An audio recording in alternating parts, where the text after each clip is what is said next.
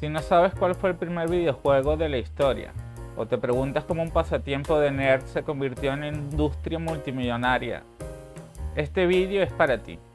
Quédate a conocer la evolución de esta forma de entretenimiento. Entérate de cómo los videojuegos pasaron de ser unos pocos píxeles en una pantalla hasta auténticas obras de arte que ruedan en poderosas consolas, ordenadores, tabletas y teléfonos, donde jugamos actualmente. Y es que los videojuegos también son parte de nuestra historia y merecen uno o varios capítulos de la historia After.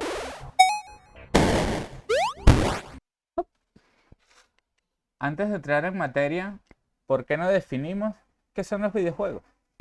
Aunque a muchos les suene a pregunta tonta, seguramente hay personas, aunque sean unas pocas, que nunca han jugado a un videojuego. La definición más sencilla de videojuego es la de un juego electrónico que se visualiza en una pantalla. Aunque existe unanimidad en que Pong fue el primer videojuego exitoso de la historia, antes de que esta especie de tenis primitivo triunfara en los recreativos, hubo varios juegos que le precedieron. El primer videojuego fue creado en 1952 por un profesor de la Universidad de Cambridge, Alexander S. Douglas. El juego era una versión de 3 en raya que permitía a un jugador humano enfrentarse a la máquina. 6 años más tarde, en 1958, William Higginbotham, un físico que participó en el desarrollo de la bomba atómica, creó el videojuego Tennis for Two. Este juego fue el abuelo del Pong y servía para entretener a los visitantes del Brookhaven National Laboratory, el cual es un centro de investigación que pertenece al Departamento de Energía de los Estados Unidos. En 1962, un estudiante del Instituto de Tecnología de Massachusetts desarrolló el siguiente juego de nuestra historia. El nombre de aquel estudiante era Steve Russell y su juego fue bautizado como Space War.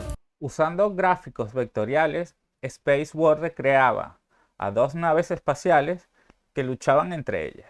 Cada una de esas naves era controlada por un jugador, ya que el juego tuvo tanto éxito que acabó siendo copiado por otros estudiantes del MIT, lo que convierte a Space Wars en el primer videojuego pirateado de la historia.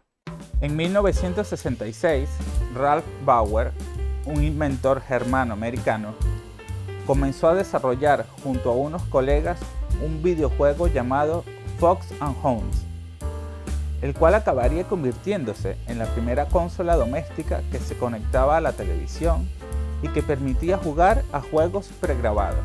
El nombre de esa consola fue Magnavox Odyssey, la cual fue lanzada al mercado estadounidense en 1972 y en muy poco tiempo se convirtió en todo un éxito.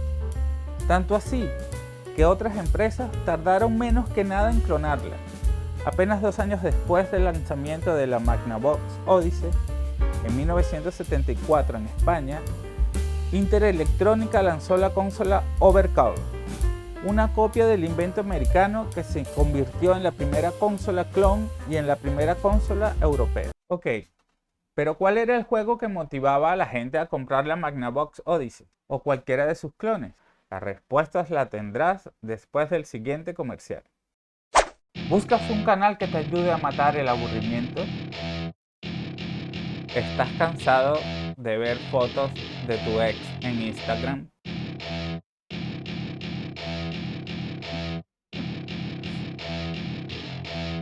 Entonces ha llegado el momento en que no te suscribas a la historia After, el único canal de YouTube donde el presentador no te pedirá un like, ni que dejes ningún comentario, y mucho menos que le dejes a la campanita.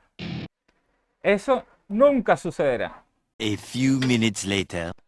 Por favor, suscríbete, por favor, suscríbete. El éxito de las primeras consolas domésticas se debió a que todo el mundo quería jugar al juego que estaba rompiéndola en los salones recreativos de la época. Ese juego era Pong, una versión popular del Tennis for Two, que causó furor en Estados Unidos y que encumbró a la primera gran compañía de videojuegos de la historia. Esa compañía era Atari. En 1974, gracias al éxito de Pong, había alrededor de 100.000 máquinas arcade solamente en Estados Unidos y era un negocio que generaba unos 250 millones de dólares al año. En 1975, Atari debutó en el mercado de las consolas domésticas con el Telegames Pong, el cual permitía jugar Pong en casa. Esta consola fue un éxito inmediato y llegó a vender más de 150.000 unidades. El éxito de las recreativas acabó impulsando las ventas del Magnavox Odyssey y abonó el terreno para que Atari en 1977 arrasara en ventas con su segunda consola doméstica, la Atari 2600. En 1990, es decir, 13 años después del lanzamiento del Atari 2600, mi mamá me prometió que si sacaba buenas notas en el colegio, me regalaría una consola. Yo estudié como nunca, saqué las mejores notas y todo porque soñaba con tener la Nintendo NES. Y al fin llegó mi cumpleaños. Cantamos, apagué las velas y de pronto mi madre apareció con una caja preciosa envuelta en papel de regalo. Yo no lo podía creer. En mi cabeza ya tenía la película montada de que iba a invitar a mis amigos para alardear de que al fin tenía la Nintendo NES. Pero al abrir la caja, ¿saben qué era? Un Atari 2600. ¿What? Tengo que confesar que me pegué un montón de horas jugando con aquel Atari. Mi juego favorito era de un caballero que iba montado en un avestruz matando a otros caballeros. Jules era el nombre de aquel juego. Y tengo que agradecer a mi madre. Desde aquí te mando un gran beso, madre querida. Porque gracias a ti estuve jugando el juego ese de los caballeros y no Super Mario Bros. Como jugaba todo el mundo. No podemos avanzar en la historia de los videojuegos sin hacer mención a algunos títulos que marcaron época, como Space Invaders de la japonesa Taito o Asteroids de Atari y por supuesto Pac-Man de Namco. Con esos juegos comenzaba la era dorada de los salones recreativos, cuyo éxito se debió básicamente a esos títulos y a otros que serían publicados más adelante, cuando los avances tecnológicos permitieron ir desarrollando juegos cada vez más potentes y complejos.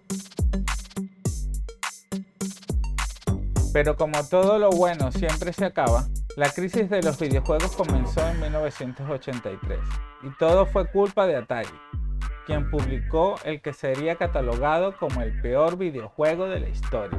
Por aquellos días, Steven Spielberg la rompió con la película E.T. el extraterrestre, y Atari, que había comprado los derechos para crear el juego, obligó a un programador a hacer el trabajo en muy poco tiempo para poder venderlo justo en la campaña de Navidad. La compañía invirtió millones en publicidad, pero el resultado fue tan nefasto que buena parte del público acabó devolviendo el juego en las tiendas. Luego surgió la leyenda de que Atari acabaría enterrando cientos de miles de cartuchos de ET en un desierto. ¿Y saben qué? ¡Era cierto! Pero la verdad es que Atari permitió que otras compañías desarrollaran juegos para su consola. Y la mayoría de esos juegos dejaban mucho que desear. Los juegos eran tan malos que el público se cansó de que le tomaran el pelo y ese fue el principio del fin de Atari. Ok, tengo que confesar que cuando comencé a escribir el guión para este video, mi intención era condensar todo en una sola entrega. Pero luego me di cuenta que tendría que omitir tantas cosas que es mejor para ustedes y para mí que haga una segunda e incluso una tercera parte. La verdad es que aún no sé cuántos videos serán. ¿Les suena de algo el nombre de Nintendo? A ustedes seguro que sí, pero a mi madre seguro que no. Gracias por acompañarme en esta nueva entrega de la historia of Stuff. No olvides suscribirte, darle a la campanita. Siempre no sé de qué lado estás, aquí o aquí. Y bueno, nos vemos a la vuelta. Bye bye.